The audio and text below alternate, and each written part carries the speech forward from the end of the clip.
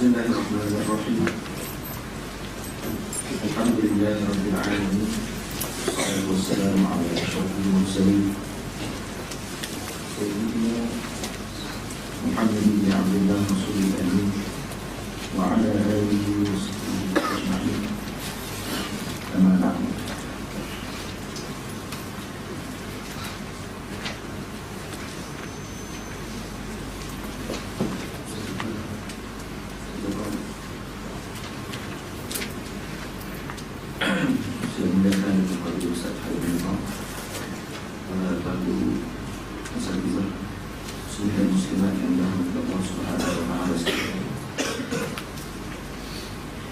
وبسند المتصل إلى الإمام ابن حجر رضي الله تعالى عنه قال: باب الحث على الخشوع في الصلاة.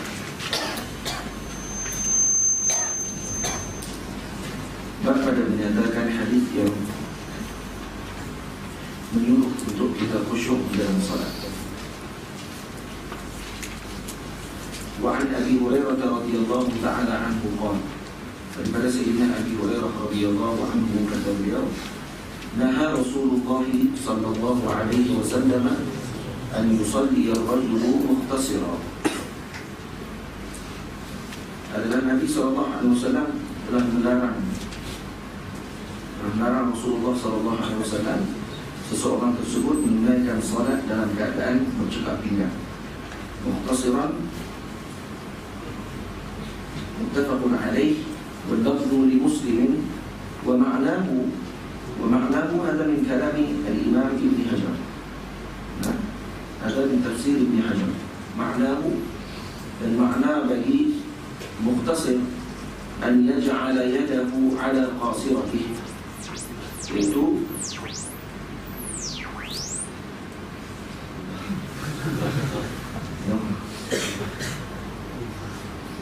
an yaj'ala yadahu ala qasiratihi, dan maknanya bahawa menjadikan dia akan tangannya atas pinggangnya.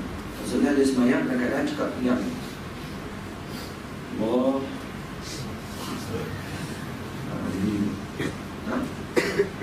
Jadi itu dilarang di sisi dalam hadis ini. Wa fi al-Bukhari an Aisyah anna dhalika fi'lu al-yahudi fi salatihim. Dan dalam Sahih Bukhari diceritakan bahawa Sayyidatina Aisyah, daripada Sayyidatina Aisyah, bahawa kenapa dilarang di sini, anna dhalika fi'lu al-yahudi fi salatihim. Ini adalah perbuatan Yahudi di dalam sembahyang mereka. Yahudi sembahyang macam tu, tangan cekak ke pinggang. Jadi larangan di sini adalah larangan yang disebut oleh Nabi SAW, larangan meletakkan tangan di pinggang pada ketika mana solat. Kalau kita letakkan tangan di dada, di sini. Baik. Al-hayatul ma'rufah, ada cara yang ma'ruf kita dalam pengajian dan sebagainya. Boleh. Mazhab Abu Hanifah, mazhab Syafi'i, ya, main ila al-yamin, ya ila al-shimal, qalilan, sikit ke al-shimal. Kerana nak main kepada qalb, kepada hati kita, jantung kita. Mazhab Hanbali itu memang sama dengan kita. Mazhab ni yang letak tangan kat sini ni mazhab Allahu a'lam. Ada, tapi tidak digunakan pakai oleh para ulama. Sebagai mazhab Hanbali yang menggunakan solat yang sendiri. Allah. Baik. Bagi Imam Syekh Ibn Baz pernah tafsirkan ayat wasalli li rabbika wanhar wasalli li rabbika wanhar. Ada tafsir ini. Dapat. Itu pandangannya. Tapi pandangan tidak dipakai oleh kebanyakan ulama. Kemudian mazhab al-Imam Abu Hanifah rahimahullah ta'ala. Ingatlah mazhab Syafi'i Hanbali sama macam ni. Dan kemudian Hanafi. Mazhab Hanafi dia letak di bawah pusat sini. Kakinya agak hampir, bukan rata, tapi hampir sedikit taklah dikekangkan luar. Kemudian dia punya tangan diturunkan ke bawah pusat sini.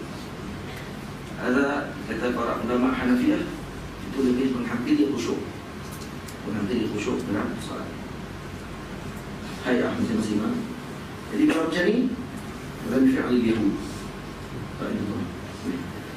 Baik.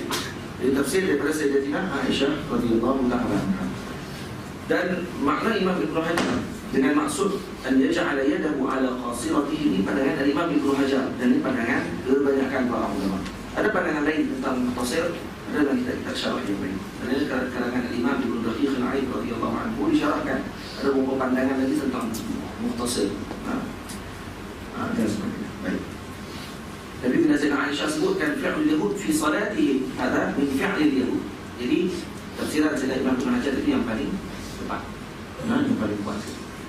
Wa an Anas radhiyallahu anhu anna Rasulullah sallallahu alaihi wasallam, di dalamnya di sini larangan haram ataupun makruh ataupun sebagainya. Larangan sini makruh. Sebahagian seperti Zahiri mengatakan bahawa larangan haram. Haram melakukan itu dan kemudian kena ulang balik solat. Batal pun sebenarnya disebabkan ketetapan ini. Tidak benar. Mana? Wa an Anas radhiyallahu anhu anna Rasulullah sallallahu alaihi wasallam qala, daripada Sayyidina Anas radhiyallahu anhu, sesungguhnya Rasulullah sallallahu alaihi wasallam telah bersabda, "Idza quddima al-'asha'u fabda'u bihi qabla an tusallu al-maghrib." Muttafaqun alaih. Idza quddima al-'asha'u, apabila disediakan makanan malam. 'Asha' makan malam. Dengan baca silap isya' pula. Quddima al-'asha' fabda'u bihi, mulakan dengan 'asha' qabla an tusallu al-maghrib, sebelum solat maghrib. Hadis ini zahir menunjukkan kata yang dimaksudkan dengan mencepatkan makan itu adalah pada solat maghrib. Atau dalam hadis yang lain diriwayatkan Sayyidina Anas bin Malik radhiyallahu anhu yang mengatakan, Nabi sebut, "Idza quddima al-'asha' fabda'u bihi qabla an tusallu as-salata." Sallu as-salata. Kata Imam Ibn Daqiq al-Aid radhiyallahu anhu, as-salat itu dia kata tidak sepatutnya untuk kita tanggungkan maksud solat tadi kepada istighraq. Laisa makna kulli salah. Jadi dia kata maksudkan as-salah, alif lam di situ, alif lam lil ahdi, kembali kepada salat maghrib. Kenapa disebutkan maghrib di sini? Maghrib dengan maksud waktunya baik, waktunya sempit. Walaupun sempit macam tu sekalipun, dahulukan makan kalau makanan telah disediakan. Sebab ada hadis lain yang sebut, kata "Idza shama ahadukum." Idza shama ahadukum. Maksudnya di sini dengan maksud salat maghrib idza shama ahadukum. Dengan maksud kamu sedang berpuasa pada waktu itu. Kamu dalam puasa. Lepas tu makanan dah disediakan, makan dulu sebelum salat maghrib. Nampak kan? Jadi kena makan dulu. Jadi ada ulama yang tanggung makna hadis itu dengan begitu, dengan khususkan hanya maghrib, bukan dengan semua solat yang lain. Dan kita akan tengok pada hadis yang akan datang yang sebut Nabi SAW sebut bahawa diumumkan solat tersebut bukan hanya solat maghrib. Jadi mana-mana perkara yang boleh menghilangkan khusyuk dan juga tumpuan kita terhadap solat, maka dahulukan perkara tersebut. Itu sebahagian ulama diceritakan ada yang sebelum mereka Allahumma salli ala sayyidina Muhammad menunaikan solat dan sebagainya, kalau ada rabbah dalam hati mereka dengan isteri, mereka mendatangi isteri terlebih dahulu. Kerana bimbang nanti dalam solat akan tidak khusyuk dalam solat, kerana fikir tentang perkara tersebut. Baik. Jadi bincangkan panjang di kalangan ulama dalam hadis ini, kita terang-terang ringkas itu. Dan kemudian Al-Imam Ibn Hazm Al-Andalusi rahimahullah, Imam Ibn Hazm, dia pandangan dia kharij dari ijma'. Dia sebut apa? Hatta kalau kata makan ni sampai keluar waktu, idza qudima al-'asha fabda'u bihi qabla an tusallu al-maghrib, walaupun maghrib keluar. Tapi dengan sebab makan kita, itu kharijul ijma'. Kharijul ijma'. Lawan tu dengan ijma', tolak dengan ijma'. Sebab ijma' ulama mengatakan bahawa kalau waktu dhayyaq, waktu dah sempit, maka qudima haqqul waqt.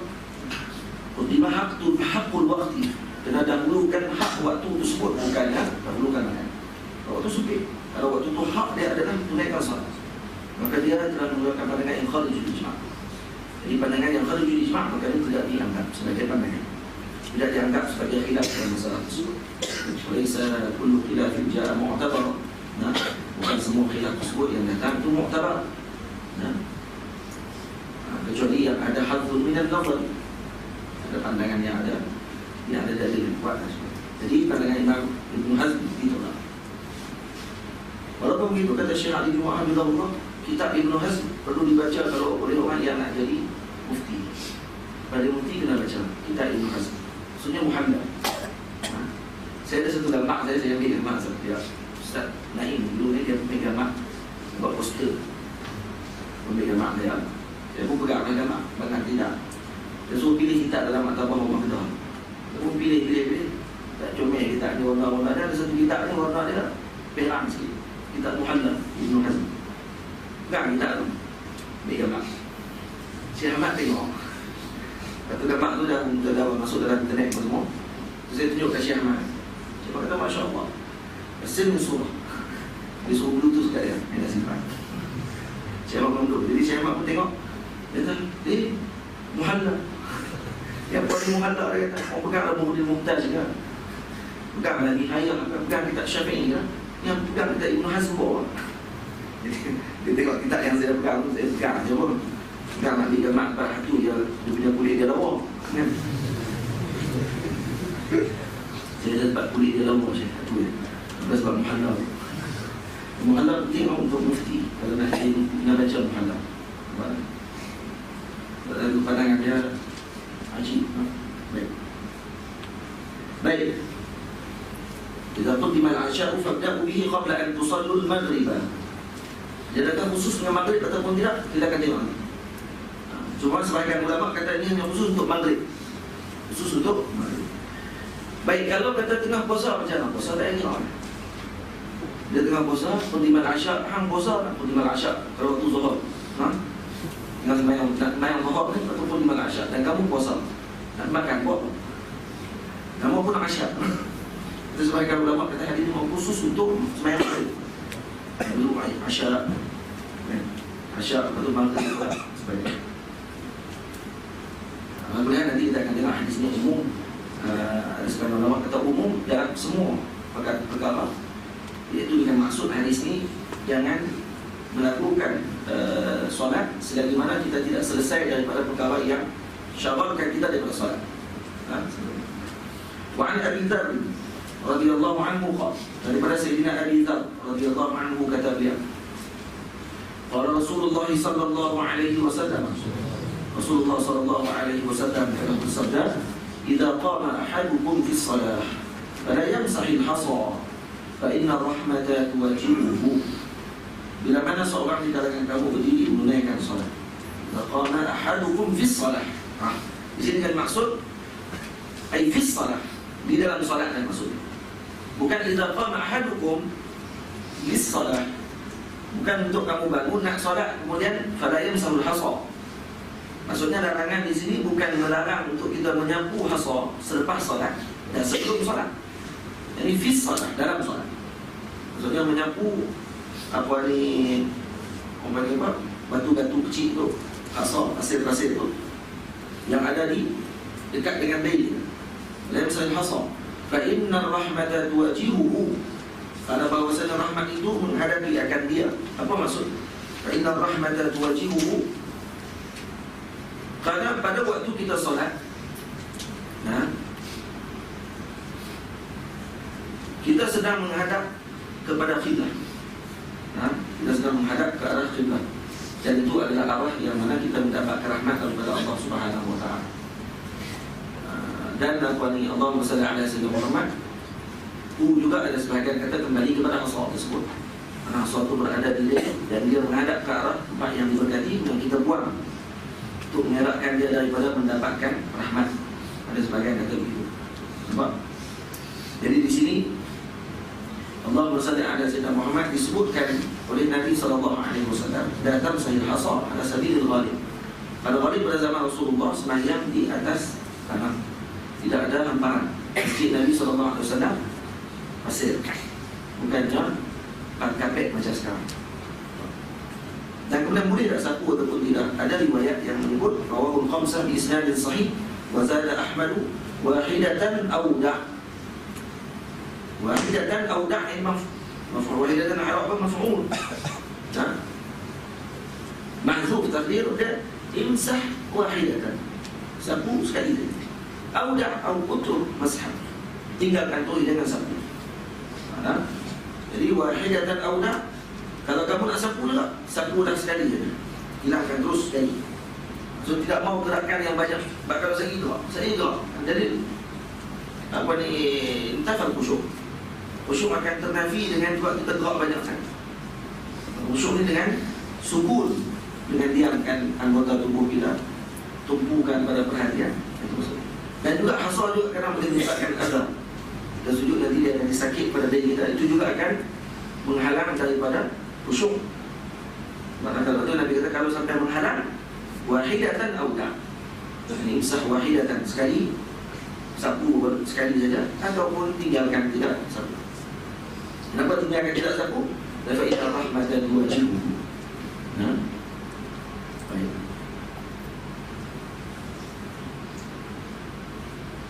Baik. Sebab tu disunatkan juga di sini sebelum kita sujud untuk kita tengok pada tempat sujud. Kata orang. Tengok dulu apa-apa ada perkara yang boleh menyebabkan nanti kita tidak akan khusyuk ketika solat. Dan tak khusyuk dah.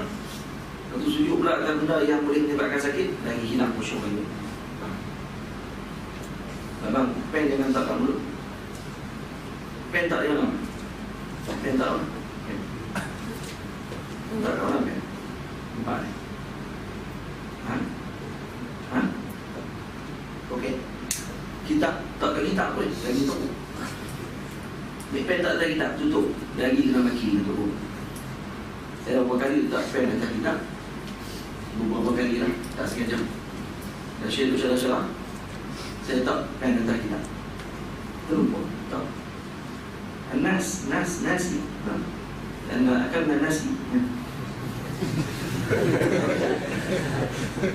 Saya letak saja. Ada sebagian orang tak faham. Kita bukan niat untuk nak menghina dan sebagainya. Walaupun dalam ta'lim muta'alim elakkan daripada meletakkan sesuatu di atas kita. Letak yang orang-orang letak, tutup. Ini mah.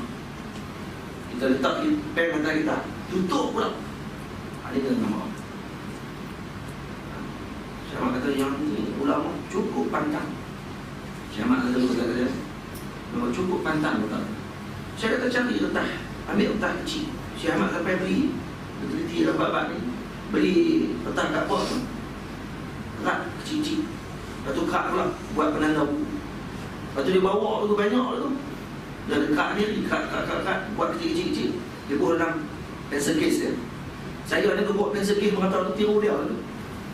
Saya tak pernah panjang 10 tahun 20 sen sebelum ni, tak pernah bawa pencil case. Malu kan jangan perempuan tu. Saya buat pen pensel. Itu je saya buat.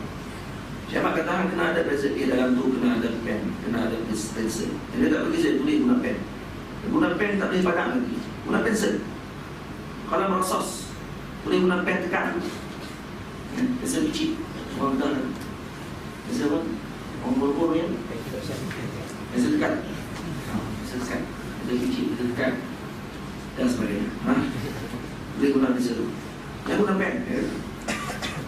Jadi saya pun dalam bawah pensel tu mana-mana. Lepas tu dalam tu pula ada apa? Ada sekali dengan penanda buku. Penanda buku pun dia buat sekali. Beli sebab nak tanda buku. Tak mahu beli.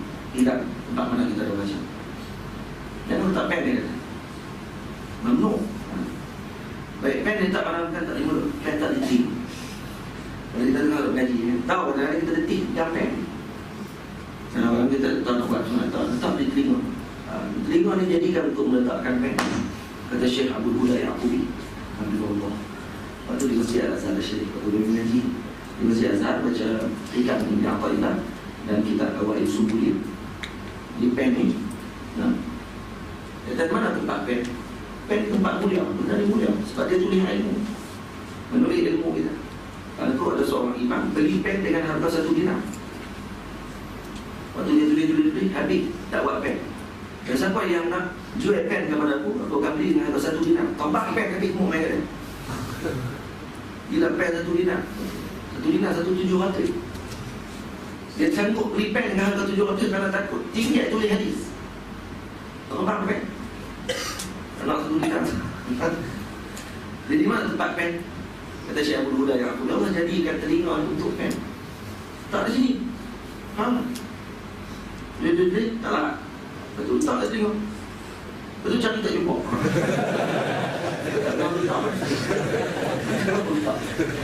Hilang pen. Ini masyarakat kita yang kadang-kadang tak ada lagi. Kadang-kadang tak ada lagi.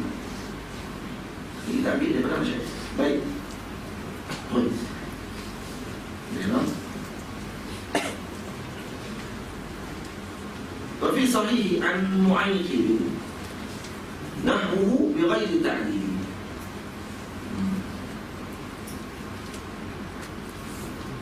Jadi dalam hadis Sayyidina Mu'ayqib dalam sahih iaitu alladhi ittafaqa alaihi Bukhari wa Muslim, maksud sahih itu yang ittifaqkan oleh Imam Bukhari dan Muslim, an Mu'ayqib nahwuhu bighairi ta'dil. Ingat dalam hadis kalau kata an nahwuhu, istilah nahwuhu wa misluhu ni istilah muhaddisi. Istilah muhaddisi. Jadi kalau sebut qala kata hadis, baru kemudian disebutkan bi qala hadatsana fulan mislahu. Mislahu atau nahwahu. Dia ada beza kata para ulama. Imam Al-Bukhari radhiyallahu anhu, Imam Al-Banjuri radhiyallahu anhu dalam syarah-syarah sebutkan perbezaan antara mislahu dengan nahwu. Sebab mengatakan nahwahu tadi dengan maksud sanad dia berbeza, matannya pun berbeza sedikit, tapi makna dia sama. Jadi guna dengan nahwu. Manakala kalau mislahu, sanad dia berbeza, matan dia sama, tidak berbeza langsung. Lafaz dan makna. Jadi itu pandangan satu pandangan ini terbalik. Nahwahu dengan maksud sama dia punya lafaz dan makna. Mithlahu, lafaz berbeza, makna dia hampir sama. Ada terbalik. Itu istilah muhaddisi. Bighairi ta'lil, bighairi ta'lil ay laisa fil hadis fa inna rahmata tuwajibuhu. Tuwajibuhu. Jadi dalam ada sebahagian hadis yang sebut idza qama ahadukum fi shalah fala yamsahil hasa. Itu ya. Jangan sapu. Fa inna rahmata tuwajihuhu. Itu dalam sebahagian riwayat tidak ada. Wa an Aisyah. Jadi di sini makruh lah kita menyapu. Jadi apa ni dari kita dalam ketika solat. Habis sembahyang apa masalah? Habis sembahyang apa masalah? Dalam salat. وعن عائشة رضي الله عنها قالت daripada Sayyidatuna Aisyah radhiyallahu anha kata beliau سألت رسول الله صلى الله عليه وسلم عن الالتفات في الصلاة.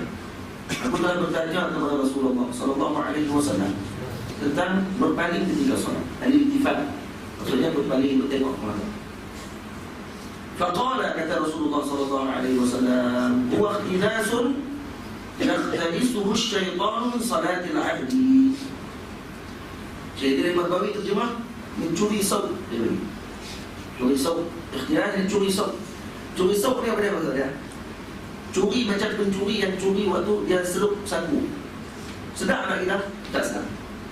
Jadi ini ikhtilas, yakhtalisuhu asy-syaitanu min salatil 'abdi. Maksudnya adalah curian syaitan. Dan syaitan telah mencuri ketika itu di dalam solat seorang hamba tersebut.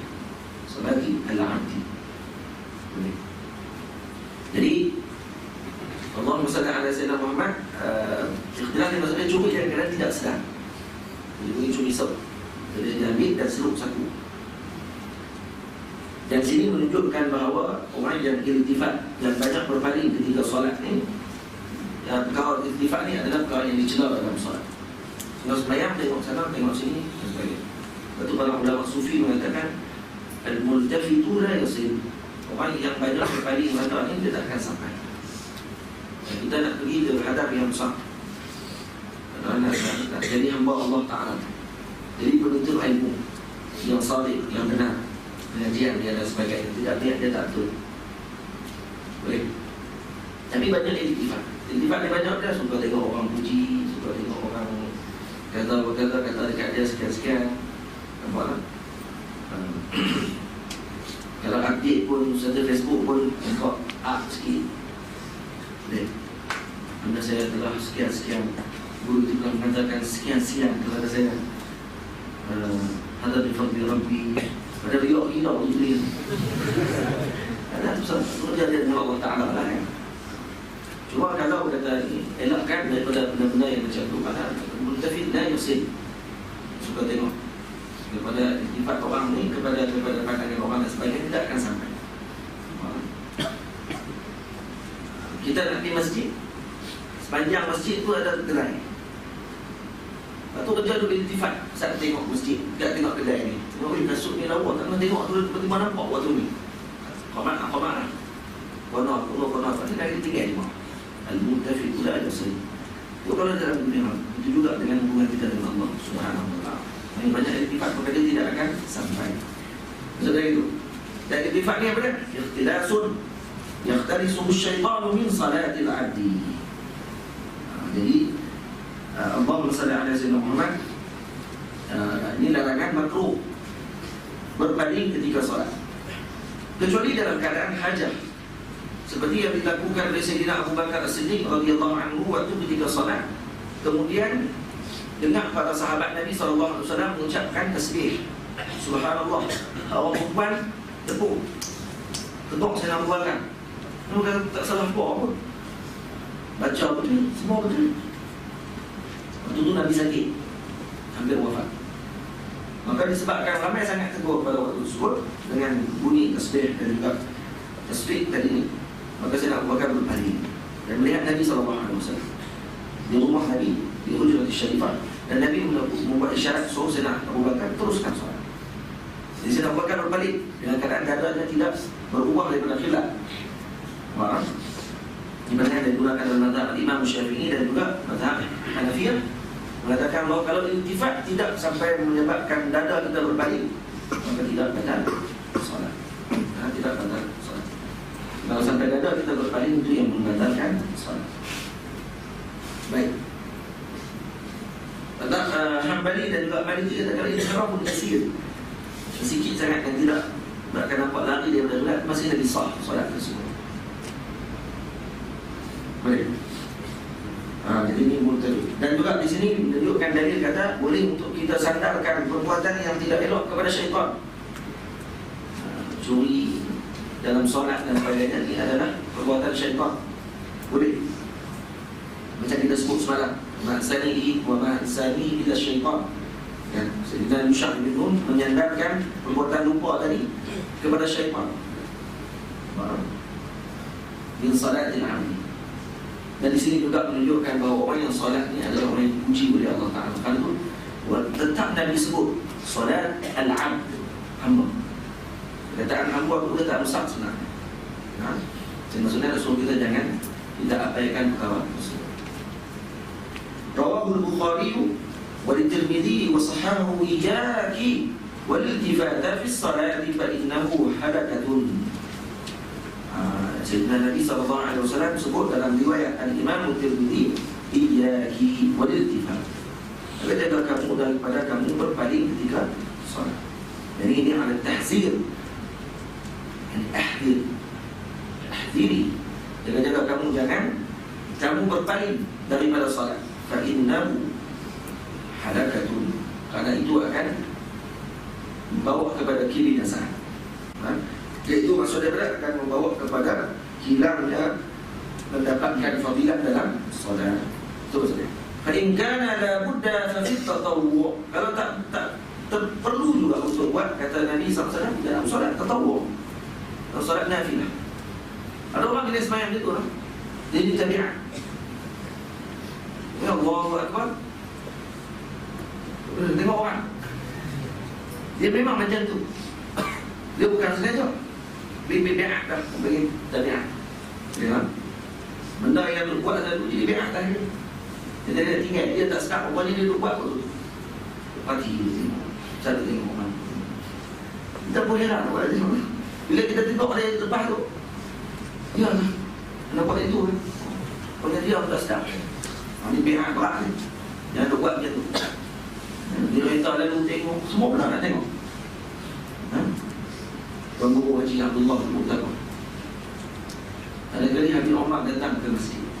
Habib Omar datang ke Muqtaba. Habib Omar, Habib Ali Jifri waktu tu mari jumpa dengan Tuan Guru Haji Abdullah.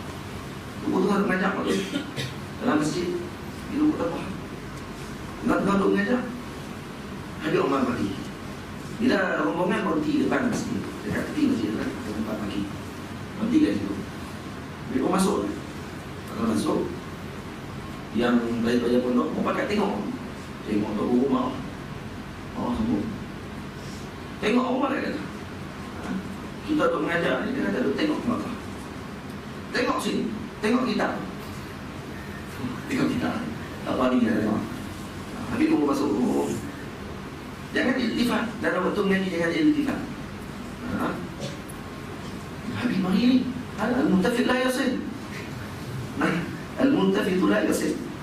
Sebab ada ketika waktu Nabi SAW sedang berkhutbah, dia dengar kata ada gajah masuk ke Madinah. Ada rombongan yang gajah. Sebahagian sahabat bangkit daripada majlis, keluar tengok gajah. Tidak turun lagi larangan. Tidak turun lagi. Suruh untuk mendengar khutbah. Keluar pergi tengok gajah. Beberapa orang sahabat Nabi SAW yang agung tidak pernah. Sebab apa? Tahu tak siapa dia sahabat tadi? Tak tahu. Sampailah kita tak tahu. Siapa dia sahabat yang keluar? Wallahu'alam. Tapi siapa yang duduk? Ada riwayat yang sebut siapa yang duduk waktu itu. Kenapa dia disebut nama? Kerana al-muntafid la yasil. Tapi ini ghair al-muntafid. Kerana itu mereka yasil sampai dan nama dia disebut sampai sekarang. Duduk depan Nabi SAW, tidak berpaling langsung. Mai gajah kali nasuk, direct mai bergerak bisa apa dengan Nabi SAW. Nampak? Macam mana? Adab pada sahabat Nabi SAW. Adab bukan kita nak kata sahabat Nabi yang bangun tidak beradab. Tidak ada larangan waktu itu. Larangan tidak ada pada waktu tersebut. Yang baru turun larangan daripada Allah Subhanahu Wa Taala. Yang tidak turun larangan, mereka mendahulukan adab dengan Nabi SAW. Nabi lebih dahulu daripada fil. Bila duduk kat situ, nama dia boleh sebut. Ada sebagian sahabat yang disebut nama dia. Siapa yang ada pada waktu itu?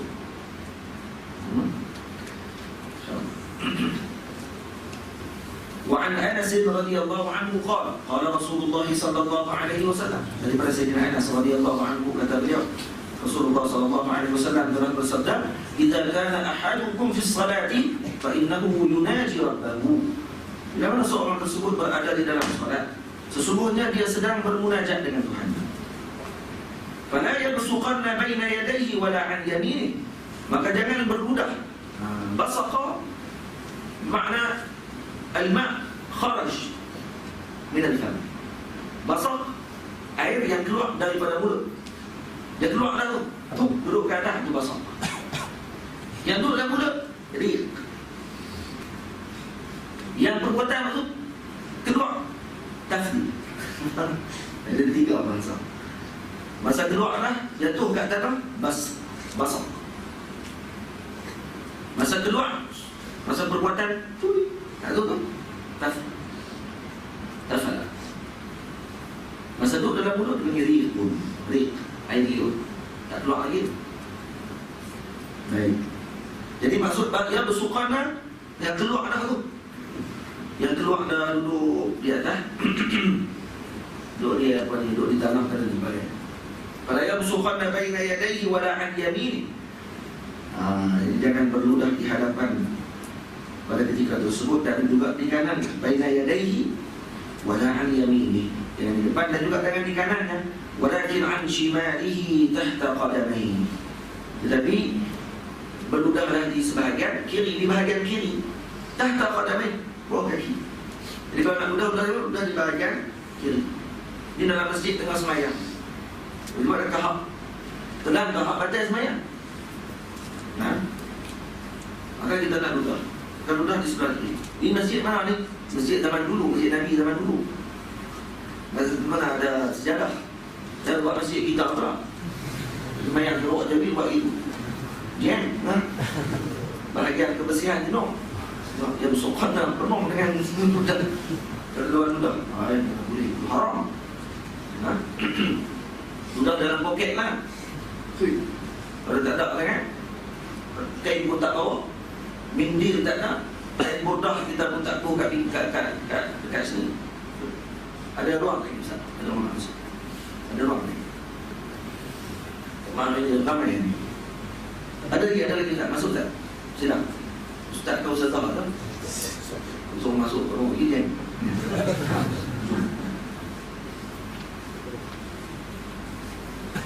Mana? Tak tahu apa ni. Ini masjid tak boleh lah. Itu juga di rumah orang. Rumah orang tak boleh.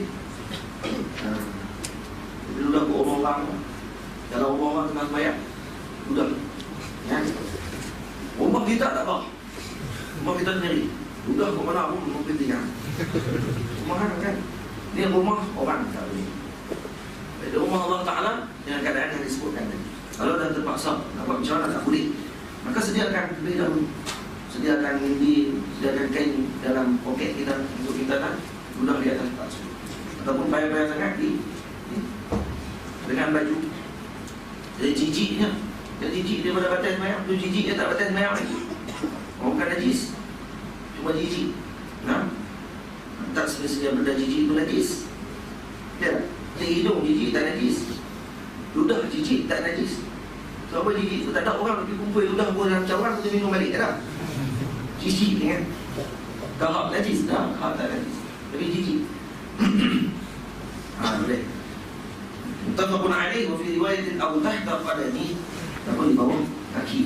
Tak disebutkan anshimali. Ya. Maka kemudian depan tak di bawah kaki, bawah sapu tutupkan dengan pasir. Kalau tak boleh lah sebab dengan kapet. Boleh. Jadi di sini larangan yang menunjukkan kata al-busar zahir. Ludah itu adalah suci. Zahir, tapi tidak menyucikan lah. Suci saja. Dia suci, dia bukan najis. Kalau itu boleh untuk diludah dalam masjid pada zaman Nabi SAW. Dari kata nak kata suci. Yang Nabi sebut macam tu dari kata ni suci. Sebab haram menajiskan masjid. Nak melakukan sesuatu yang najis dalam masjid haram. Macam tu juga tik cicak lah.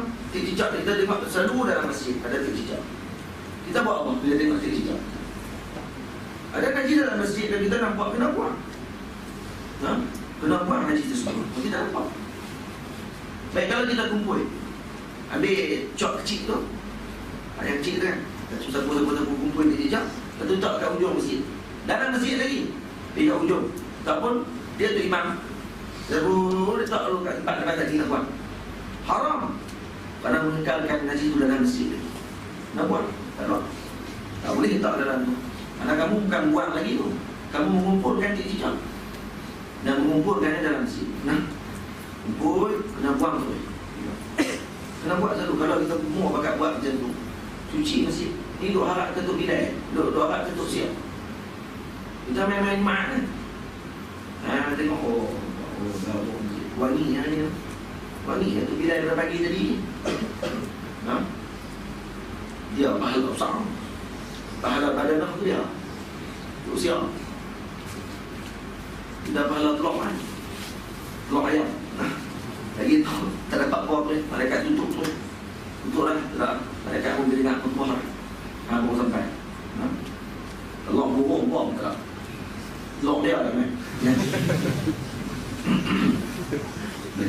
Jadi apa ni Allah Sallallahu Alaihi Wasallam Muhammad, kita tolong dalam bab dapat pahala besar tu.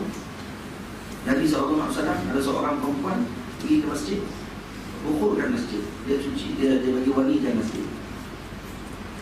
Setiap hari Jumaat, Jumaat dia akan ukurkan masjid. Setelah ni dah tak ada. Nabi tanya, mana dia? Kata dia fikir, kenapa tak bagi tahu kepada Nabi pergi ke kubur dia kan, Nabi solat di kubur tersebut. Jadi kata apa? Sangat dimuliakan oleh Allah dan Rasul sallallahu alaihi wasallam. Perbuatan dia nampak kecil je, kubur dan masjid je. Tapi mulianya di sisi Allah Taala dengan Nabi. Nabi pergi semayang di maqamnya. Kuburan. ولا يبصقن بين يديه ولا عن يمين ولكن عن شماله تحت قدميه متفق عليه في رواية أو تحت قدميه. Baik, kenapa disebutkan dalam kitab ni, hadis ni kata baru hasu 'alal khusyuk, baru hasu 'alal khusyuk. Karena busuk ni kahap juga akan menyebabkan jadi tidak khusyuk. Terus bimbang ni tadi tertelan tadi macam mana nak buat ni semua ni. Nabi bagi kan hal, Nabi bagi cara macam mana nak elak daripada perkara tersebut. Cuma ada adab dia. Kenapa boleh? Ada adab. Ni adab dia. Kamu sedang bermunajat dengan Allah Ta'ala. Boleh tak kita tengok sembang-sembang dengan orang? Orang yang kita hormat pula. Kita hormat dengan orang tersebut. Kita sembang-sembang dengan dia, lepas tu ada tak pun tui depan dia. Macam dia. Dengan orang yang kita hormat, kita takkan buat macam tu. Tetapi dengan Allah Subhanahu Wa Ta'ala, kita boleh buat macam tu. Sebab tu Imam Malik bin Dinar, waktu ketika mana dalam perjalanan nak bertemu dengan seorang wali Allah Ta'ala, katanya ini wali, jalan. Jumpa dengan seorang wali lagi. Dia kata nak jumpa dengan seorang, bukan, ini dia cerita lain. Dia pun pergi lah. Tunggu sampai Zuhur, barulah wali ni keluar. Katanya wali ni, dia pun keluar. Dalam perjalanan ke masjid, tengah berjalan, dia ludah ke khilaf. Patah balik Imam Malik bin Dinar. Sudah Malik bin Dinar tu patah balik. Dia kata kalau ke arah khiblat pun dia boleh ludah. Dan dia nak kata dia wali. Wali Allah Ta'ala ni orang yang menjaga sunnah Nabi SAW. Tidak beradab dengan Allah Subhanahu Wa Ta'ala. Sebab Sayyidina Malik bin Dinar pun wali. Dia pun wali juga. Wali mengenal wali. Dia ni bukan wali. Tengok hak tu pun tak, dia bukan wali. Tapi kita tak nilai lagi tu. Ada kadang-kadang para wali-wali Allah Ta'ala dia nak test kita, dan dia nak bagi kita jauh daripada dia. Dia buat benda-benda yang kadang kita nampak macam kan dia ni buat dia awliya kibar.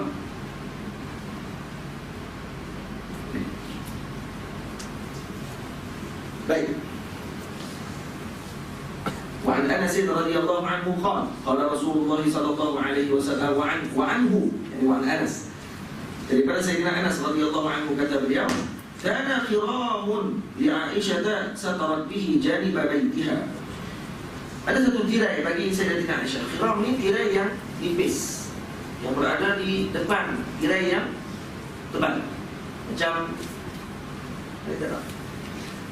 kan sebagian rumah kita kan ada kan perempuan dia letakkan tirai dia yang tebal belakang, tirai nipis di depan. Ya tak? Jadi ada tirai itu yang milik Sayyidatina Aisyah, yang diletakkan di janib baiti, dalam rumah Sayyidatina Aisyah. Faqala laha an-nabiy sallallahu alaihi wasallam, amiti anna qiramaki hadha fa innahu la tazalu tusawiruhu ta'ridu li fi salati.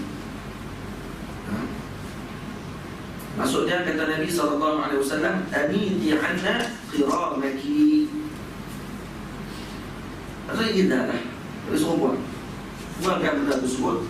Kata qiramaki itu kain yang kamu letakkan tu, fa innahu la tazalu tasawiruhu. Kata Nabi SAW, dia punya tasawir, dia punya lukisan pada tirai tersebut menghalang ataupun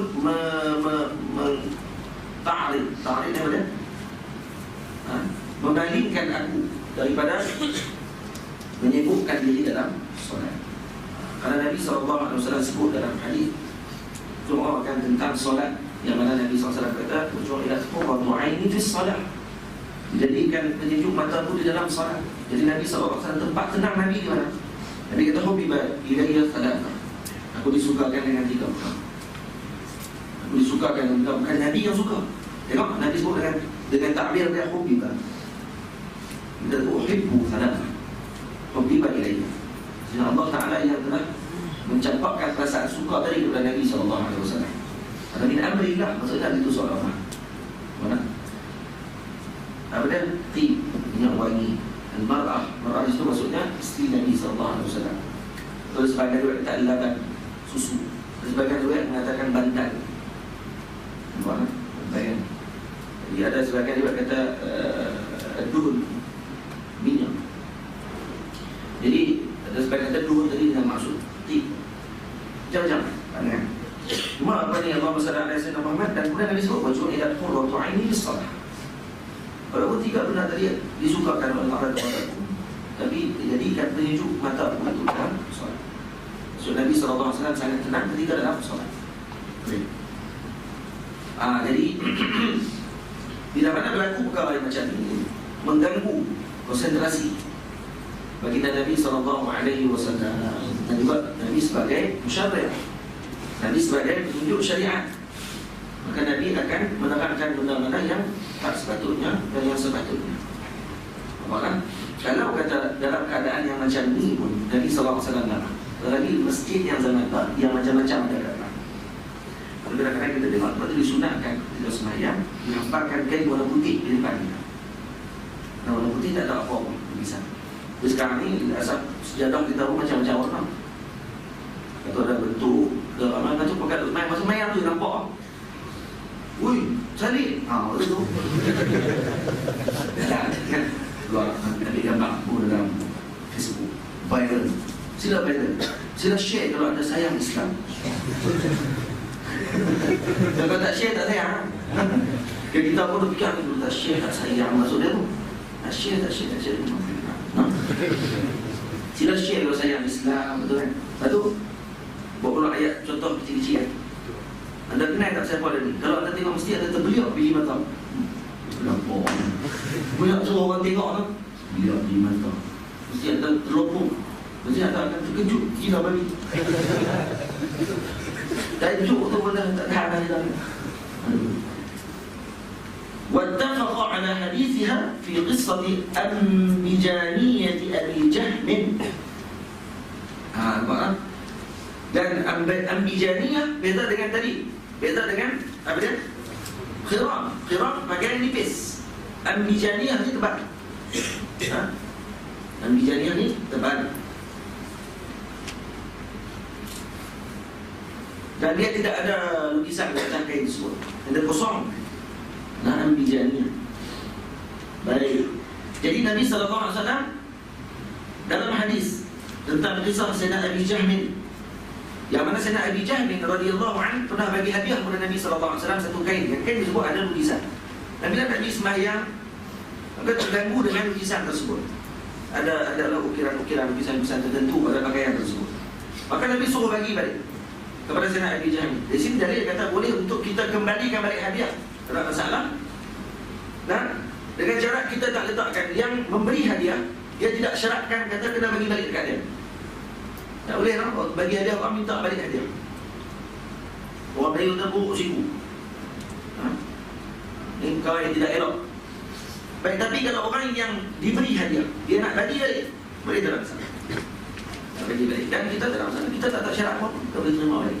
Boleh bagi hadiah balik kat dia. Hadiah tu kita bagi dekat dia. Boleh balik. Nampak? Yang kedua, Nabi minta ambijaniyah. Ambijaniyah di Abi Jahm tadi ni di Jabal Khatir untuk nak tutup perasaan yang tidak elok dalam hati Sayyidina Abi Jahm. Nabi Jahm bagi hadiah kepada Nabi SAW. Dia bagi pandangan Sayyidina Abi Jahm ni yang terbaik, kain terbaik. Ada lukisan dan cantik kain tersebut dibagi kepada Nabi SAW. Dan Nabi pakailah sekali. Nabi pakai sekali dan Nabi suruh bagi balik. Nabi bagi balik. Kadang Nabi tak kata buangkan kain ni, hancurkan dia. Kalau Nabi kata itu maka akan jadi pakaian semua haram. Atau ulama kata harus pakai pakaian yang ada lukisan. Harus pakai. Karena Nabi membagi balik kain tersebut bukan bermaksud apa haram. Dia harus pakai. Tak masalah. Cuma Nabi minta pula. Nabi kata kepada sahabat yang dihantar balik kain ini dekat Abi Jahm. Nabi minta dekat dia kain ambijaniyah. Ambijaniyah tu tebal. Tak ada lukisan apa. Hadiah punya. Aku nak yang tu. Ganti dengan yang ni. Jadi itu nak tutupkan perasaan tidak elok dalam hati Sayyidina Abi Jahm. Jadi bila Nabi minta balik, Masya Allah, Nabi nak yang ni rupanya. Nabi nak yang ni. kepada baginda. Dia kata Nabi SAW tidak iltifat kepada zinatin dunia. Kita tengok dengan kecantikan dunia, dengan sebab cantiknya benda tersebut. Sebab tu disunatkan kita dalam sembahyang ni, pusingkan cincin kita ni ke bawah sembahyang. Dengan ulama sebut ni, cincin ni kita sembahyang, pusingkan ke bawah. Kenapa? Kalau takut kita syakal dengan cincin tu pula. Jangan main untuk tahiyat. Betul tengok. Masya Allah. Masya Allah. Masya Allah. Lupa tahiyat. Asyhadu an la ilaha illallah. Jadi baca mana-mana. Pusingkan cincin. Tengok bawah. Tak ada nampak apa. Nampak tu dengan diblah. Berbezanya khatim dengan diblah. Khatim yang ada batu, diblah yang tidak ada batu. Belah cincin, belah kotak orang panggil. Dia panggil diblah. Diblah kotak. Bangsa Arab, diblah. Baik.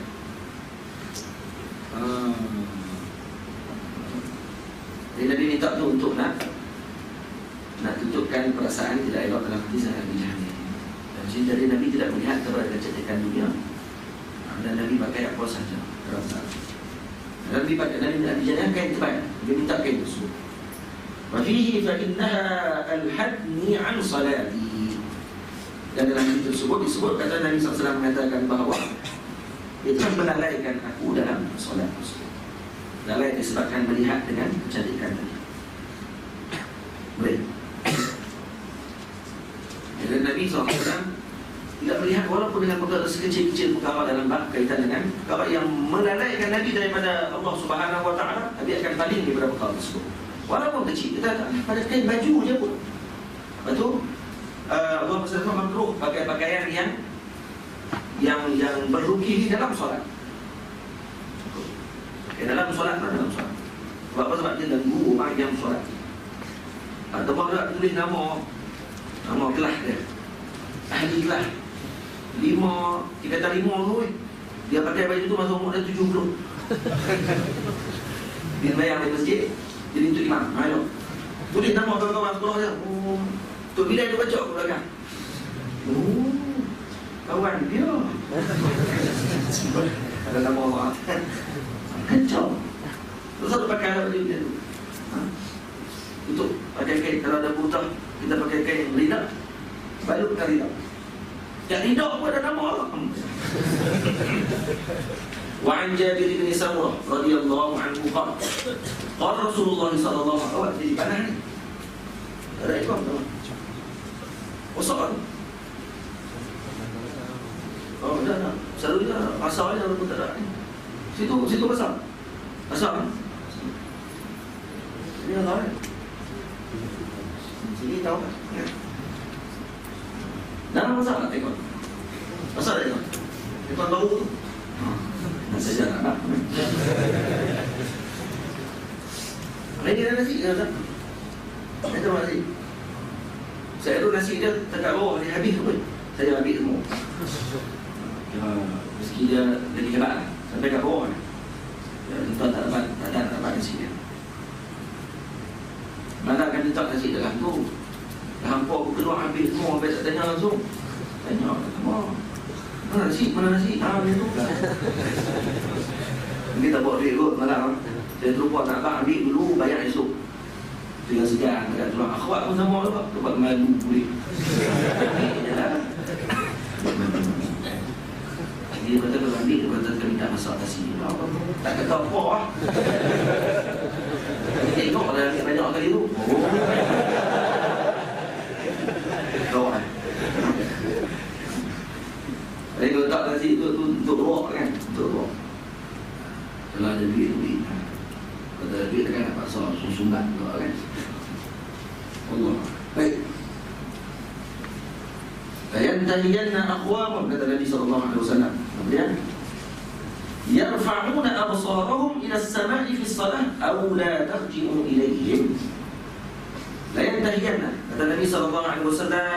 Jadi nahi di sini untuk kita i'rad 'anil khiblah. Nampak tak? Jadi sini larangan makruh.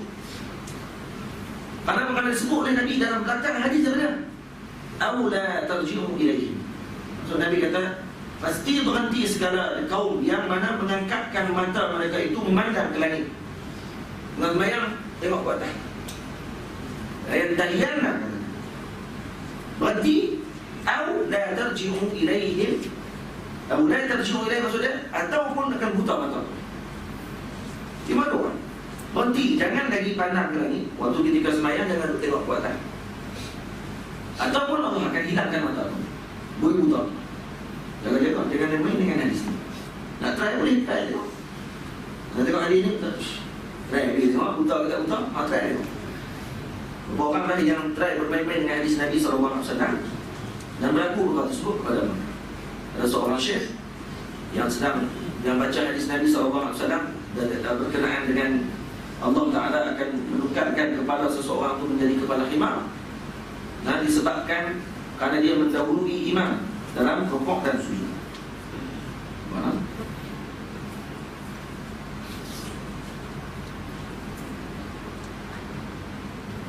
Nah, jadi rukuk ataupun sujud. Allahumma salli ala sayyidina Muhammad. Jadi kemudian dia dahulukan daripada imam. Dan saja nak tengok hadis itu kata betul ke? Allah Ta'ala akan tahawul, akan tukarkan kepala seorang tadi yang mendahului imam dengan rukuk dan sujudnya atau dengan rukun tadi ni akan menjadi kepala imam. Dia ulama hadis. Dia semayang dia buat dulu. Try dia. Dia buat habis semayang. Balik rumah. Tukar kepala kedai tu. Jadi kepala kedai. Buktinya dia mengajar, selepas tu mengajar dalam kotak. Dia tak mengajar di depan orang macam ni. Duduk dalam kotak, dengar suara dia. Anak murid main ngaji, dia tak pernah tengok muka tok guru. Hadatsana fulan. Orang murid mengaji ni. Tapi tak pernah tengok muka dia. Seorang murid dia datang mengaji dengan dia 30 tahun. 20 tahun yang mengaji. Yang orang zaman dulu 30 tahun, 40 tahun, ini benda biasa. Zaman 30 tahun, dia mengaji pun. Yang orang zaman 4 tahun yang mengaji kan? 4 tahun. Kalau abang 6 tahun kan? 6 tahun. Macam mana mengaji 6 tahun? Yang medik mengaji sampai 7 tahun tak apa-apa. Mereka orang agama, mengaji agama ni 4 tahun. Lebih daripada 4 tahun ni dia buat lek.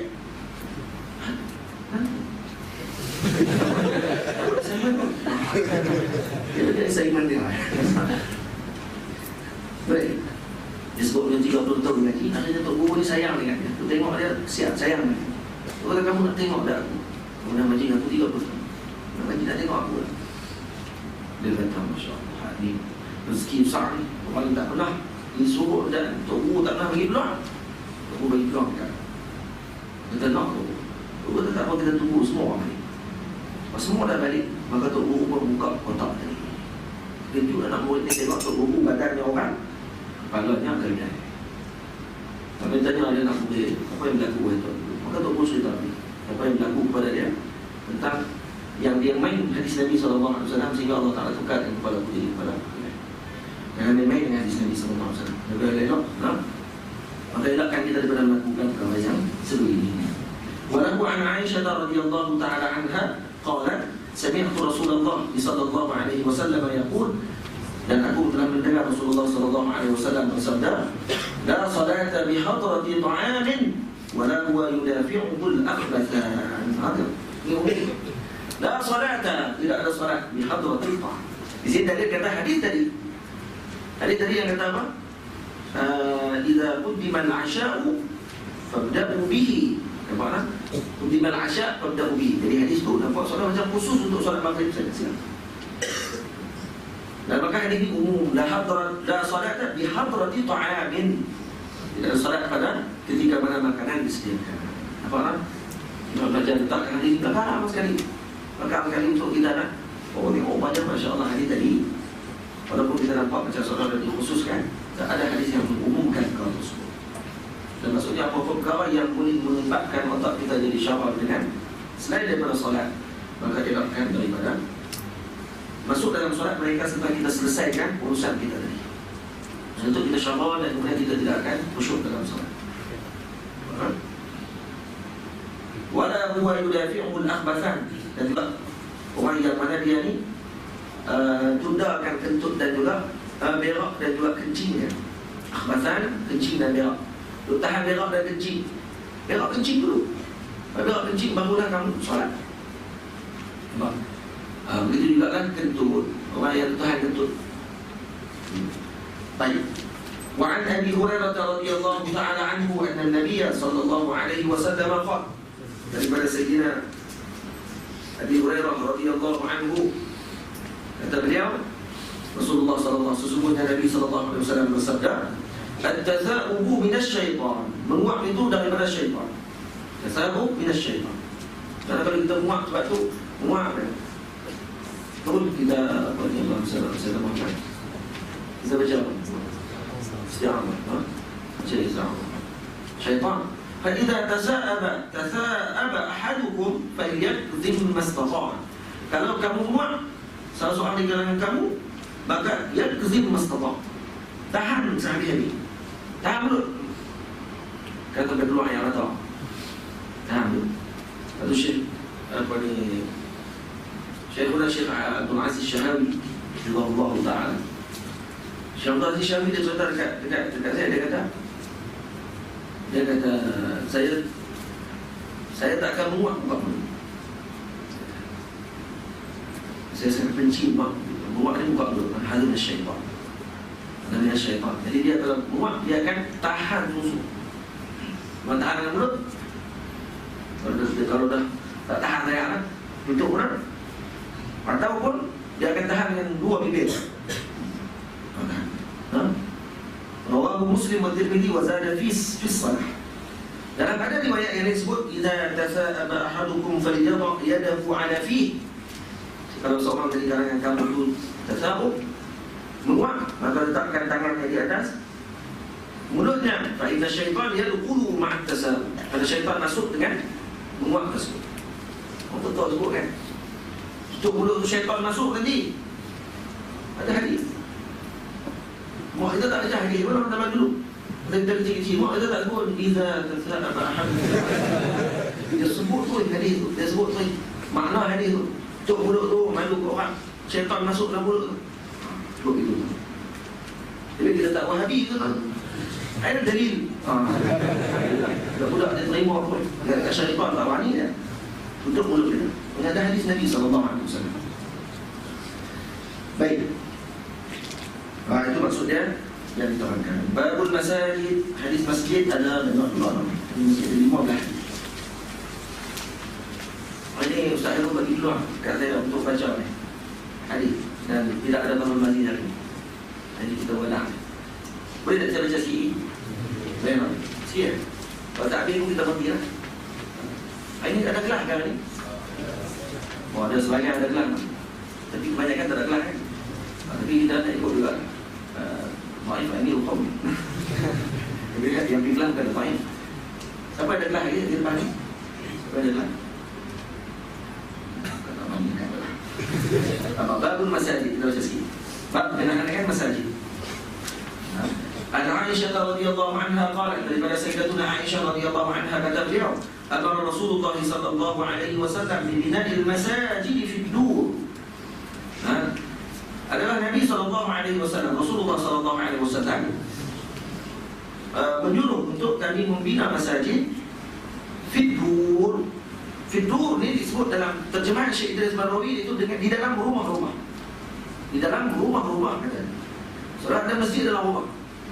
Dalam pandangan para ulama dimaksudkan dengan dur di sini adalah dar, maksudnya kawasan perhimpunan masyarakat. Dalam kawasan satu kampung, kalau masjid jami', sebab masjid ada dua, ada jami' dengan jami'. Nah, kalau tempat kita tak terkenal dengan kita ada musalla, dan kita ada libak, kita ada madrasah. Nah, orang kata pergi naksah. Nangan naksah kan? Naksah, tempat ngaji, tempat apa semua. Tapi kalau zaman apa ni, orang Arab jarang dekat musalla, jarang ada. Dia dengar biasanya jami', masjid. Masjid, tapi yang ada yang baitul jami', ada yang jami'. Baitul jami' yang tidak didirikan solat Jumaat pada tempat tersebut. Kalau jami' yang mana didirikan solat Jumaat. Jadi dur di sini dengan maksud apa? Dur dengan maksud jam'u dar.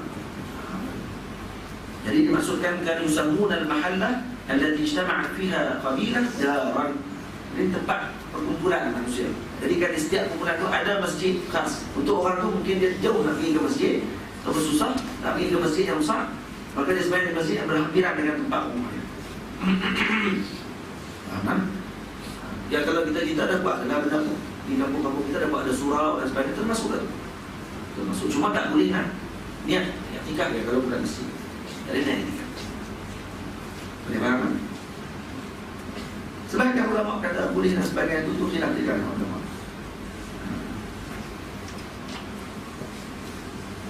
Baik. Itu bukan tempat bincang kita.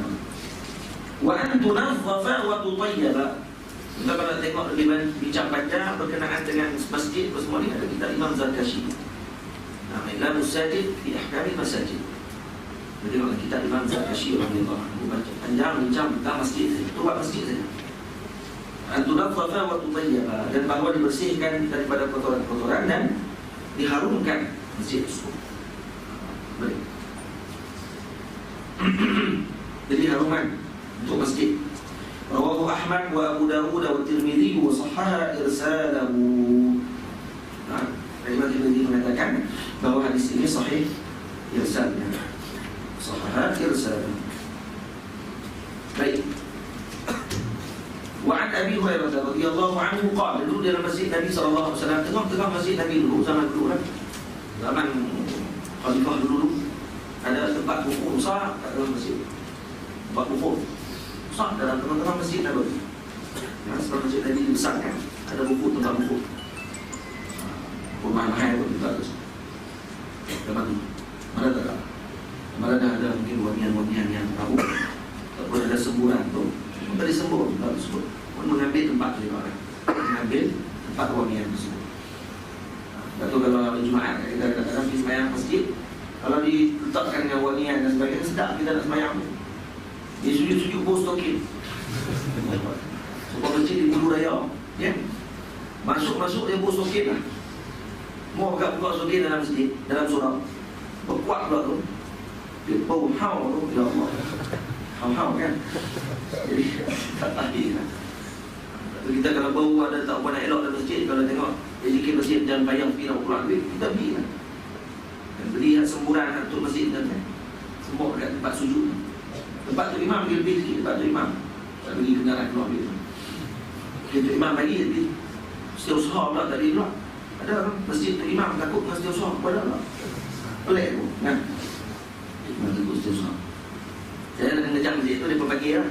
Dia kata bagi ustaz mengajar masjid tu kat tempat saya, bukan di kampung saya, kampung saya tu di daerah. Dia kata untuk imam bagi dah ustaz, tapi kena tanya setiausaha dulu. Ui, hebatnya setiausaha. Setiausaha lagi tinggi pada tu imam. Kata tu bohong tu kan. Politik tu. An Abi Hurairah radhiyallahu anhu qala qala Rasulullah sallallahu alaihi wasallam, daripada Sayyidina Abi Hurairah radhiyallahu anhu kata beliau, Rasulullah sallallahu alaihi wasallam bersabda, qatalallahu al-yahuda takhadhu qubur anbiya'ihim masajida, muttafaqun alaih. Qatalallahu al-yahuda wa zada Muslimun wal Nasara. Ada riwayat yang disebut oleh Imam Muslim, qatalallahu al-yahuda wal Nasara takhadhu qubur anbiya'ihim masajida. Wa lahumā min hadits 'Aisyah kanu idza mata fihim ar-rajulu as-salihu banaw 'ala qabrihi masjidan. وفيه أولئك شرار الخلق. قاتل الله اليهود. Maksudnya celakalah puak Yahudi. Maksud celaka, hancurlah puak Yahudi dan Nasrani dalam riwayat Imam Muslim. Ittakhadhu qubur anbiya'ihim masajida. Mereka telah mengambil kubur para nabi mereka sebagai masjid. Ya. Dan kalau kata mati dalam riwayat Imam Sayyidina Aisyah, jika mati salah seorang orang-orang yang baik, yang soleh di kalangan mereka, maka mereka akan bina kubur, bina masjid di kubur mereka tersebut. Ini buat baca hadis tak betul. Dia baca hadis ni, syuf. Jadi hadatha fi Masr al-an orang syirarul khalq. Masjid-masjid yang ada kubur yang ada di Mesir ni semua tak betul.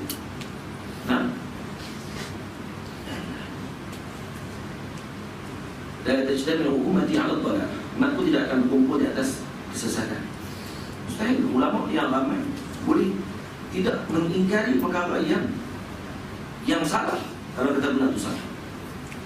Masjid di Mesir, diusir oleh Ja'fari, Masjid Sayyidina Husain. Tak payahlah Masjid Nabi SAW. Masjid Nabi SAW di Madinah Munawwarah. Kalau nak bangkang Masjid Nabi dulu. Dalam tu ada masjid, ada maqam Nabi SAW. Dan itu Masjidil Haram. Masjidil Haram di tempat tawaf tu saja ada 300 maqam para Nabi. Sedangkan pandangan Allah 300 maqam.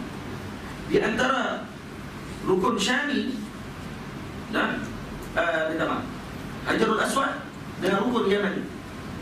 Di antara dua rukun tersebut ada beberapa orang Nabi yang dimakamkan di sini. Di dalam Hijr Ismail ada makam diriwayatkan Nabi Ismail AS dan Sayyidatina Hajar dalam rukun. Dalam Hijr Ismail, dalam tu ada makam dua, Sayyidina Ismail dengan Sayyidatina Hajar. Nabi Saleh katanya di dekat dengan Tawaf. Nabi Saleh dan ramai lagi. Imam Ibn Hajar disebut dalam kitabnya Hasyiah Idah. Hasyiah Idah Imam Nawawi. Baik. Masalah sekarang ini macam mana ulama faham hadis ini? Itu masalah. Bukan masalah zahir hadis. Jangan baca dengan zahir hadis. Sebab Yahudi dengan Nasrani tak semayang dalam masjid. Yahudi Nasrani semayang di mana? Kanisah. Dan juga di Sauma'ah. Biar tempat-tempat mereka semayang tu nama dia khas, bukan masjid. Jadi masjid di sini adakah Nabi nak sebut dengan maksud Nabi tidak tahu tentang sejarah bahawa Yahudi dan Nasrani tidak semayang dalam masjid? Lepas tu macam mana Nabi disebut ittaqadu qubur anbiya'ihim masajid? Mereka mengambil kubur Nabi mereka sebagai masjid. Takkan Nabi tak tahu kata Yahudi dengan Nasrani tak semayang dalam masjid? Jadi masjid di sini adakah dengan maksud masajid di sini? Masjid yang kita semayang, ma'bud. Dah, masajid dengan maksud isim makan. Ini makan di sujud. Sujud kat kubur, sembah kubur tu maksudnya. Faham bagi hadis Nabi SAW. Nah, bukannya faham dengan zahir. Karena tu para ulama bahas tentang masalah tu. Masalah sekarang ni ada orang sembah kubur. Adakah umat Nabi Muhammad SAW yang pergi ke kuburan para wali ini mereka menyembah kubur? Kamu suuzon dengan umat Nabi SAW. Nabi sebut dalam hadis, inilah akhwafu ala ummati syirik. Aku tidak bimbang umatku melakukan syirik. Kamu bimbang apa Nabi tak bimbang? Nampak? Nabi tak bimbang dengan benda tu. Umatku yang betul tidak akan syirik. Maksudnya yang betul-betul ikut dengan Nabi SAW tidak akan syirik. Tiba-tiba kamu bimbang lebih daripada yang dibimbangi oleh Nabi SAW. Kamu lebih Nabi daripada Nabi. Nabi sebut kata aku tak bimbang. Hang lebih bimbang belajar Allah kata apa? Kami bimbang. Nabi dah meninggal, Nabi dah mati atau? Dah kali keluar tu. Nabi dah mati, Nabi dah puas-puas kali. Nabi bukan tengok apa yang berlaku dalam kepala otak. Hang baca hadis nanti belakang hang akan tengok nanti. Apa dia kata, siapa kata Nabi tak tahu? Dia akan tengok di belakang. Hatta khazah fil masajid. Sehingga akan kotoran kecil yang dikutip oleh orang dalam masjid tu pun dibawa kepada Nabi SAW untuk diperlihatkan kepada Nabi. Apatah lagi dalam bab sembah kubur dan sebagainya, takkan tak sampai kepada Nabi. So, Nabi dah tahu kau akan datang apa yang akan berlaku. Dan kemudian Nabi SAW sebut benda ini bukan dengan maksud untuk Nabi kata masjid-masjid yang ada sekarang. Atau kalau tuan-tuan lihat dalam Sahih Bukhari, Imam Bukhari letakkan tabwibul abwab bagi hadis berkenaan dengan ma baina baiti wa minbari rawdatun min riyadil jannah. Apa tabwibul abwab Imam Bukhari? Ma baina qabri wa minbari. Sibahkan dengan hadis yang lain. Hadis riwayat yang lain bait makna qabr. Sebab apa? Sebab tempat Nabi wafat di situlah kubur Nabi SAW. Dan kata para imam, sebagian yang mensyaratkan hadis tersebut mengatakan bahawa ini seolah-olah Nabi bagi isyarat bahawa kubur Nabi nanti akan masuk dalam masjid. Kubur Nabi nanti akan masuk dalam masjid. Banyak bahasan tentang benda ni, tuan-tuan boleh baca dalam kitab yang berbagai. Bukan tempat kita bahas. Kalau bahas ni saja hari ni saja Perang Wahabi bersemua kan. Walahuma min hadis Aisyah kanu idza mata fihim ar-rajulu as-salih. Ada seorang lelaki, seorang sahabat dan meninggal. Budak-budak. Masa saya pula main dengan saya dulu. Pergi ke kuliah. Lepas baca kami punya mukharrar kitab Syekh Musa Syahid Lashid. Hadis Kabir. Syarah Sahih Bukhari. Jadi bila baca syarah Sahih Muslim, yang kami mukharrar di kuliah usul dia dulu, satu kitabnya. Dua atau satu. Dan bila baca kitab tu sampai ke hadis ni. Ada Sahih Muslim kan? Baca ni dia letak kat kawan dia sebelah. Dia kata, cuba tengok. Tak betul yang berlaku di Mesir tadi. Nabi sebut jelas-jelas. Jelas-jelas Nabi sebut. Tak boleh ambil masjid buat kubur lepas semua ini haram. Tak sah sembahyang masjid itu tu. Saya dengar terang. Saya pun buka kitab dia, tengok syarah. Ini mukarrar ni. Saya buka syarah, oh jumpa. Saya kata, Ustaz, tadi Ustaz kata tadi ni, yang ni mukarrar kita kan? Tak mukarrar. Lalu ada kata, cuba tengok syarah. Masjid ini bukan maksud masjid yang ada ni. Masjid tadi masa ismu makan, dimakan di sujud, tempat sujud. Kata dia pergi sujud kat kubur. Bukannya masjid yang kita ada lah. Lepas tu dia pun tengok ambil baca dia. Jawab lama. Saya kata Ustaz ni mukarrar tak payah jawab pandai-pandai payah tu. Mukarrar azhar tu. Bukan nak mukarrar kan? Boleh darjah dengan tua orang kita. Meninggal. Ustaz tu meninggal. Bukan meninggal sebab tu kan.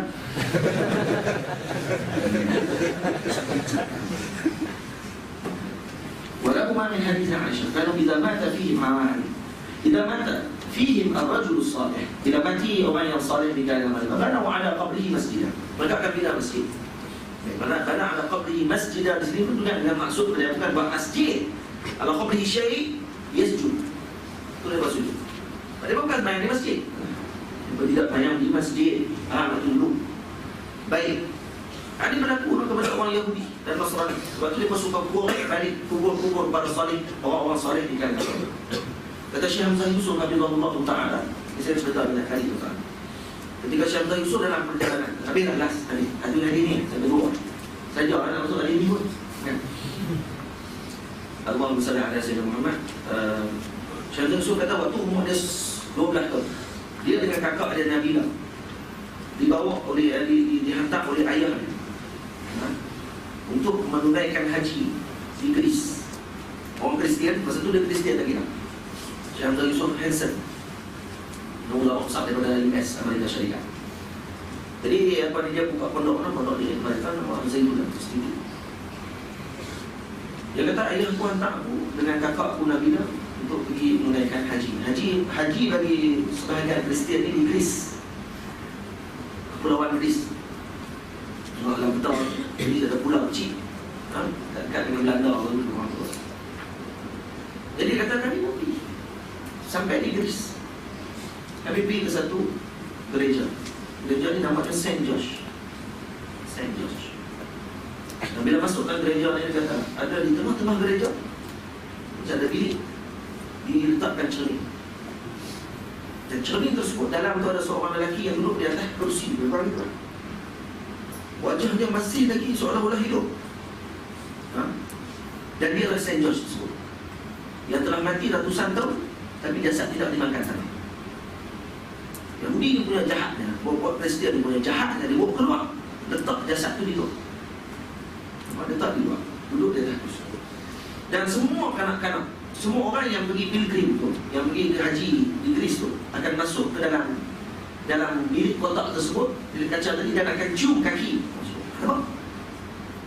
Cium dan sujud kepada lelaki tersebut. Dan disebut. Jadi bila mereka sujud dan sebagainya, tetap cium kaki. Maka Syekh Hamzah bila dia tengok muka lelaki ni, George, Saint George ni, kata Masya Allah, baru boleh beza dia kata di antara yang hidup dan yang mati. Sebenarnya yang hidup dia ni, dan yang duduk di keliling kami ni semua yang mati. Walaupun mereka hidup. Siapa Saint George tu? Ada Juraij, Sayyidina Juraij radhiyallahu anhu. Sayyidina Juraij mengikut Nabi Allah Isa AS. Tu yang cerita pasal mak dia hadis semayang, kemudian mak dia main panggil dia, kemudian Ummi solat. Mak aku ke solat aku, mak aku ke solat aku, solat aku, terus solat. Sampailah mak dia doa, ya Allah jangan matikan Juraij, bagaimana dia tidak dihina di depan para pelacur. Tinggallah orang pelacur tu yang berzina bawah dia punya tempat ibadah dia. Kemudian keluar budak, dituduhnya budak tu anak Juraij, Sayyidina Juraij. Dan kemudian dibawa Sayyidina Juraij ni dengan dipasung tangan dan tengkok di depan pelacur-pelacur di jalan sebelum sampai ke tempat pengadilan. Masa dibawa tu pelacur-pelacur semua bukan ludah. Tu ingatkah hadir ibadah tak? Rupanya lebih kurang kami ya. Maka waktu ketika melihat pelacur-pelacur ni senyum sinis dan mengutuk Sayyidina Jurayj, Jurayj senyum pada waktu tersebut. Dia kata, Masya Allah, aku telah terkena doa ibu. Nampak kan? Sudah kenal dah dengan doa mak aku. Dia kata doa mak ni bahaya. Kalau mak dia terasa, dia doa benda tak elok, kena semua anak lagi. Kalau mak tak berniat kan. Bila dengar macam tu, sampai-sampai maka Sayyidina Jurayj kata, maklum kita sudah kenal. Dia sapu kepala budak tu bercakap. Dia karamah Sayyidina Jurayj. Dan waktu tu kata, bila dengar budak tu bercakap, kata bukan dia ayahku adalah fulan bin fulan, pengembala apa semua. Dia sebut, dia tulis kata, kami akan bina balik kamu punya tempat ibadah tu dengan emas dan perak. Tak, kata Sayyidina, bina balik dengan keadaan asal dia dengan tanah. Ini mana yang aku buat dulu. Bukan dia bina balik tempat tersebut. Bila dia mati, diambilnya dia sebagai Tuhan. Disembah dia kerana soleh dan karamah dia yang sangat tinggi. Dan dia ada sampai lah. Jasad dia tu masih elok sampai lah. Dan digelar Saint George Jurayj. Saya teringin nak pilih, saya nak pergi tengok Saint Jurayj. Bila baca Sahih Bukhari, kita akan main perasaan dengan Pak muka dia. Pak muka dia masih ada di tempat lah. Ratusan tahun tapi masih elok. Tapi bukan kita pergi sembah dia lah. Tapi kita akan baca bagian untuk dia. Dan kemudian kita akan ulama membenarkan muka tersebut. Kita pergi dapat dan kemudian kita bertawasul dengan Sayyidina Jurayj bagi Allah Maha. Kita rasa pergi nak pergi. Teman-teman duit lebih lepas tu boleh lah. Kita nak pakai duit ketiga, cantik tempat tu. Benda tu cantik, dalam-dalam lebih niat tempat tu. Saya nak tengok Sayyidina Jurayj. Saya nak upah dia, tapi nak minta dengan padri je, nak masuk tu. Dia tak boleh masuk kan. Wallahu a'lam. Itu cerita. Dan memang sungguh dilaku. Hanya orang Saint Catherine yang ada di Sinai. Dan jasad dia pun masih elok. Jasad dia masih elok. Dan berapa lagi jasad-jasad yang dipanggil dalam, kalau tuan-tuan buka dalam internet, tulis people of God. People of God, wali Allah. People of God ni ada banyak orang gambar-gambar. Pokok Yahudi Nasrani ni, dia pun keluar balik jasad orang-orang soleh di kalangan. Ada yang masih lagi terkeluar darah pun tekuk pun ada lagi. Kalau dia telah sembelih dalam peperangan, kemudian dia duduk, dia macam duduk berbalik, dan darah, kesan darah masih ada lagi kat tekuk, dan badan masih elok sampai tu. Bukan dengan awet, tapi masih elok sampai tu. Tapi pakai kain seluar macam dengan tu, macam zaman Greece dulu ni. Zaman Greek dulu pakai cawat tu, cawat bawah atas sikit pada lutut tu, dengan kulit kan, sebab cerita Troy tu. Pakai dia tu, baju pun pakai macam baju perang. Kita tengok ni, kain atas lutut.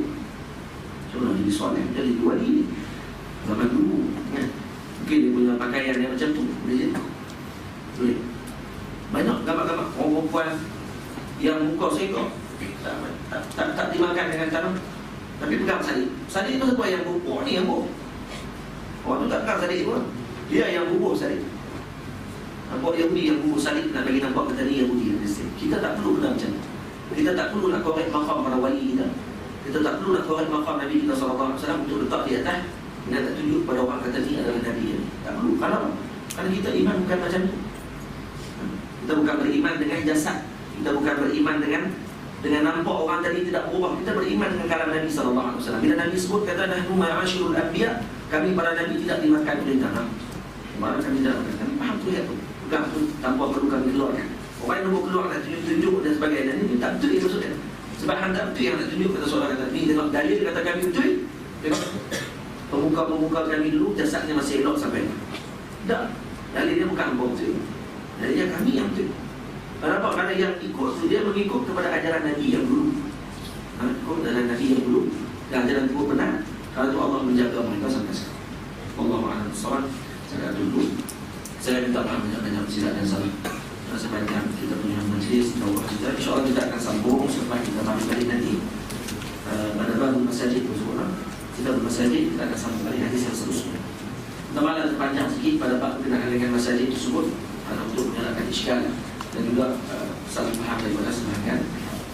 Jadi mohon doanya pada semua, insyaAllah kembang saya hari ini di negara 4.5 sama dengan keluarga semua. Dan kami akan tolak pada sini satu semua. Mohon doa semoga selamat sampai dan semoga berkat doa tuan-tuan semua juga akan diberi kesihatan kepada ayah saya dan diberi kemudahan dalam usaha ini, insyaAllah. InsyaAllah kita akan ketemu lagi pada setelah dalam 3-4 bulan ini. Dan majlis Wali Baharul Masjid akan berjalan seperti biasa. Setiap hari pukul 5.45 pagi. Kita akan ambil tempat dia lah. Pukul 4 akan dibaca dengan Baharul Masjid. Jadi semoga Allah Subhanahu Wa Taala memberkati kita semua dan memberikan kemudahan untuk kita belajar dan ditambahkan ilmu dan manfaat dalam ilmu kita dengan amal dan dijauhkan kita dari melakukan maksiat kepada Allah Subhanahu Wa Taala. Bismillahirrahmanirrahim. Alhamdulillahirabbil alamin. Wassalatu wassalamu ala asyrafil mursalin wa ala alihi wa sahbihi ajma'in. Rabbana atina fid dunya hasanah wa fil akhirati hasanah wa qina adzabannar. Rabbana zidna ilman wa warzuqna wa barik lana mimma razaqtana waj'alna mahbuban fi qulubi ibadika wa 'afina fi 'amalihim waj'alna wajhan fid dunya wal akhirah min al-muqarrabin wa kathiran min al-husna fi 'amalina bila siwa ya mubdi'an bila mizan sallallahu alhamdu minnaka wa syarfa 'ala kulli hal. Wassallallahu ala sayyidina Muhammadin wa ala alihi wa sahbihi wa sallam. Wassallallahu ala sayyidina Muhammad wa ala alihi wa sallam. Alhamdulillahi rabbil alamin.